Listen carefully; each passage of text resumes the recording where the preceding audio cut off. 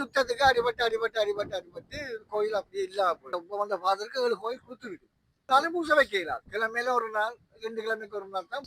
அனைவருக்கும் வணக்கம். நாங்க இப்ப எங்க நிக்கிறோம்னு பாத்தீங்கன்னா இலங்கையில முல்லைத்தீவு மாவட்டத்துல முல்லைத்தீவு டவுனுக்கு முன்னுக்கு தான் நிக்கிறோம்.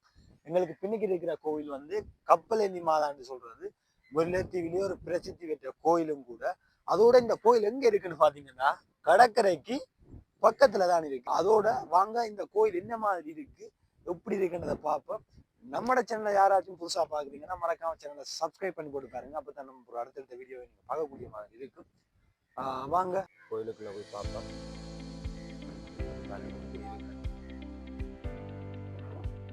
ஜலக்கடல் முல்லைத்தீவுல பெருங்கடல். முல்லைத்தீவுல இருக்கிற ஒரு பெரிய கடல் தான் இது. கடலுக்கு பக்கத்துல இருக்கிற கோயில் பேரும் புதுசா இருக்கு. பாருங்க கோயில் எப்படி அழகா இருக்குது. அதோட இதால கல்லுகள்ல வச்சு பூக்கண்டுகள் வச்சு வளர்ந்து பாருங்க ஒரு அழகா இருக்கு. கடற்கரை காத்து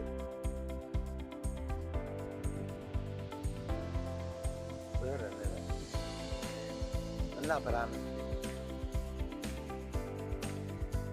பாருங்க. சுற்றியோட அடிகள் வச்சு பூக்கண்டு வச்சு இந்த மாதிரி பராமரி.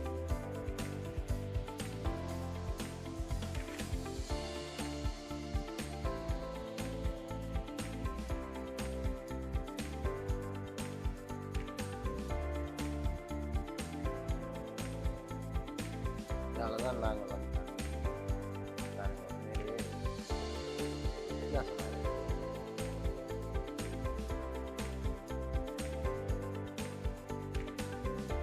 நல்ல வழியா செய்து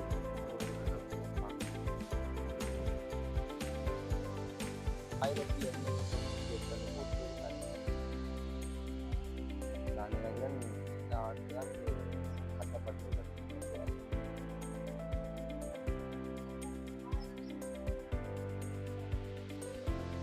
பாருங்க எப்படி இருக்கு.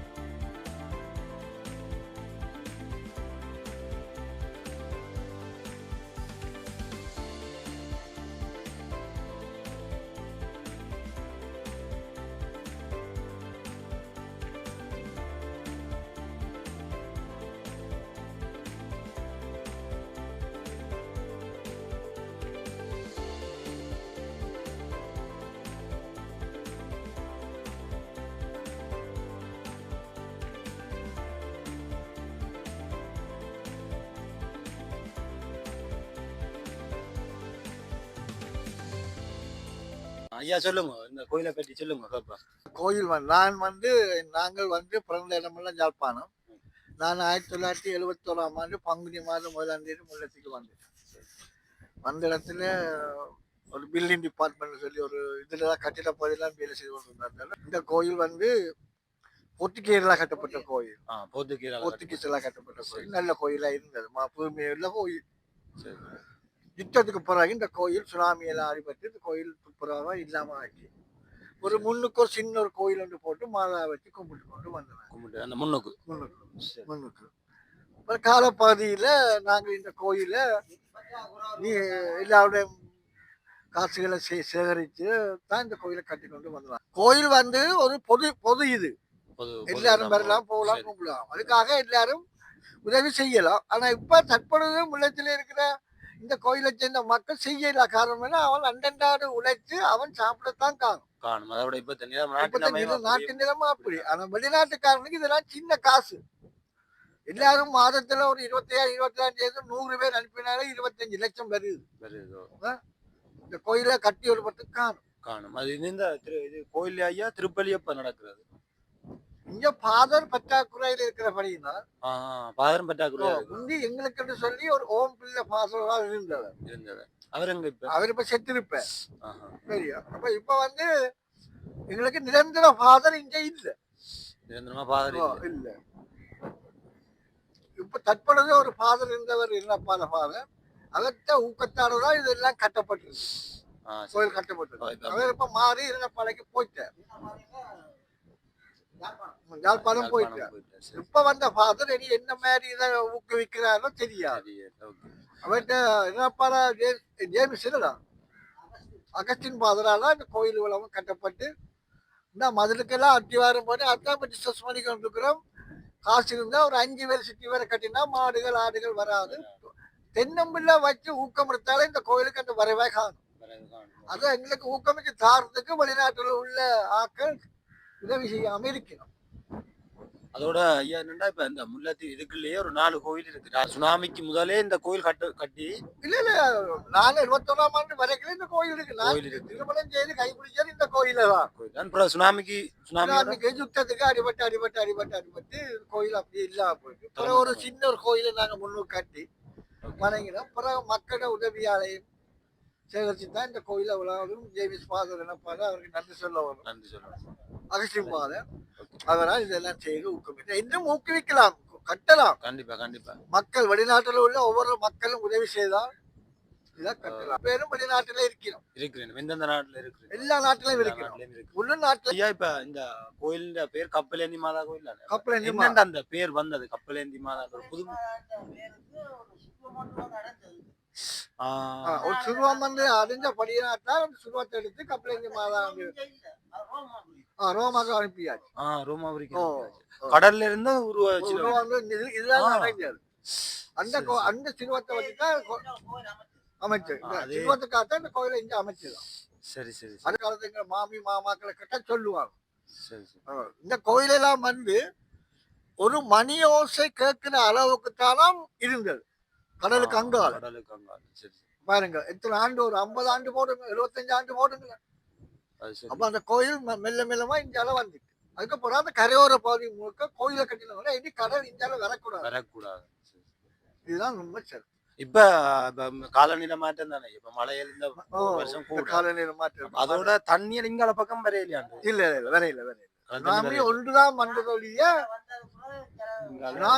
சுனாமியில காலத்துல வந்ததொழிய மற்றபடி எவ்வளவு மழை பெஞ்சும் அலைகள் அடிச்சாலும் இந்தியால கோயில் தண்ணி கடவுள் விட மாட்டேன்.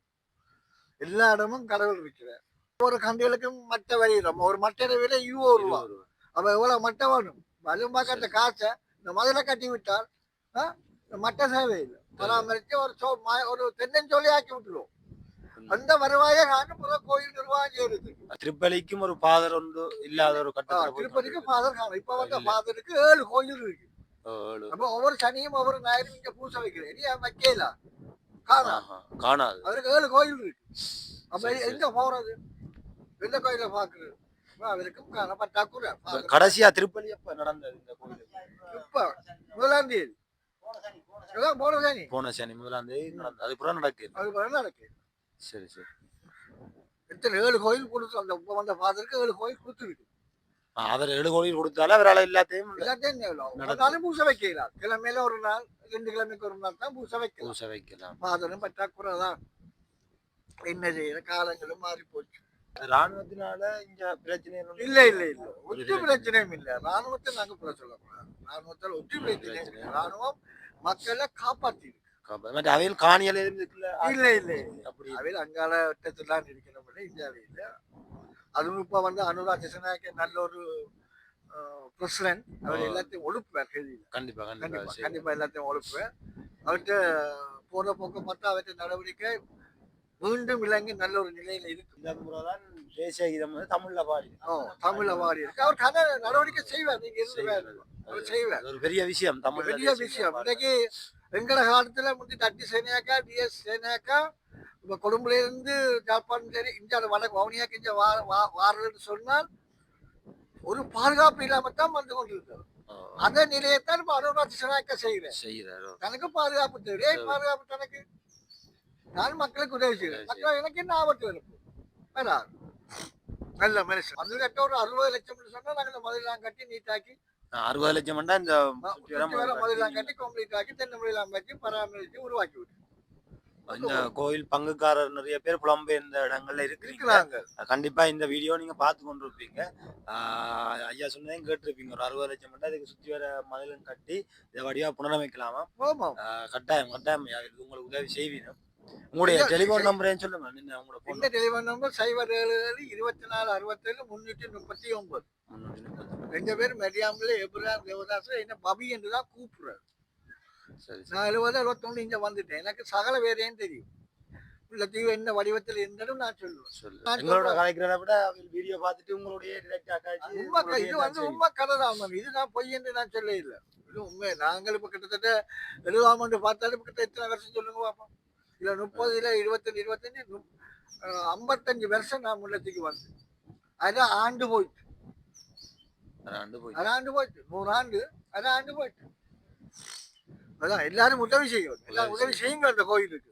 கட்டாயம். உங்களால இயன்றது. நாங்க 1 லட்சம் ரூபாய் 2 லட்சம் ரூபாய் நான் கேட்கல. உங்களால இயன்றது. இந்த நிர்வாகக்காரர் இருக்கிறாங்க, தலைவர் இருக்கிறார், செயலாளர் இருக்கிறார், அவங்களோட கான்டாக்ட் பண்ணி காசுல மாதம் மாதம் அனுப்பினா அதுக்குரிய நடவடிக்கையை நாங்க செய்து கொண்டு இருப்போம். கட்டாயம் கட்டாயம். இந்த கடவுளுக்கு களவெடுத்து கொண்டு போய் நாங்கள் வீட்டுல வைக்கிறதுக்கு நாங்க அப்படியான ஆக்களும் இல்லை. அதான் அது கோயில் சொத்து, பொதுச்சொத்து, பொது கோயில் சொத்து, சொத்து, மக்கள் சொத்து. மக்கள் சொத்து. அந்த அளவுக்கு நாங்க விடையும் மாட்டோம். அதுக்கு கணக்கு வழக்கெல்லாம் நாங்க காட்டிக்கொண்டே இருப்போம். இந்த உதவியை வெளியால் இருக்கிற எல்லா மக்களும் உதவி செய்தா மிகவும் நல்லது.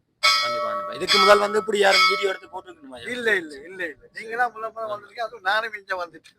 கண்டிப்பா கண்டிப்பா. இது நல்ல ஒரு உதவியா நீங்க செய்து விட்டீங்கன்னா தெரியும். இப்ப என்னடா இப்ப பிரச்சனை வந்து மக்களுக்கு தெரியணும். தெரியும் இப்படி ஒரு கோயில் இருக்குது, அறமுறையா இருக்குது. இது குருமியா ஆக்கள் வழியாக கனவே இருக்கிறாங்க. உதவி செய்யறது காணாது. உதவி என்ன செய்யட்டுமாறு. நன்றி. ஓகே, நன்றி. நீங்க வந்ததுக்கு நன்றி.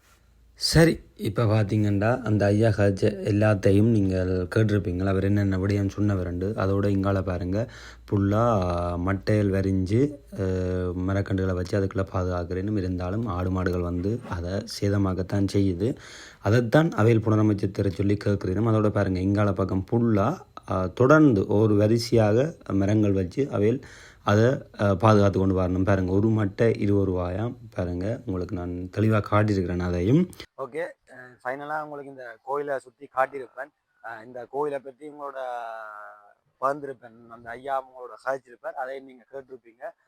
இந்த கோயிலில் இன்னும் இன்னும் புனரமைக்கிறதுக்கு உங்களுடைய ஆதரவும் உங்களுடைய உதவிகளும் தேவை கட்டாயம். அதில் கேட்குறது இந்த சுற்றி வர மதில் அடைச்ச ஆடு மாடுகள் உள்ளுக்க வராது, ஒரு பாதுகாப்பாக இருக்கும். அதோட இந்த கோயில் வந்து நிறைய மக்கள் வாரலாம், ஒழுங்கா திருப்பலி கூட நடக்குது இல்லையா, ஒரு புதிய மாற்றம் ஒன்று கிடைக்கணும். அதோட இந்த கோயிலை பற்றி உள்ளுக்கையும் உங்களுக்கு கொண்டு காட்டி நாங்கள் இங்கேருந்து வெளிக்கிட்டோம். ஓகே, பாய்.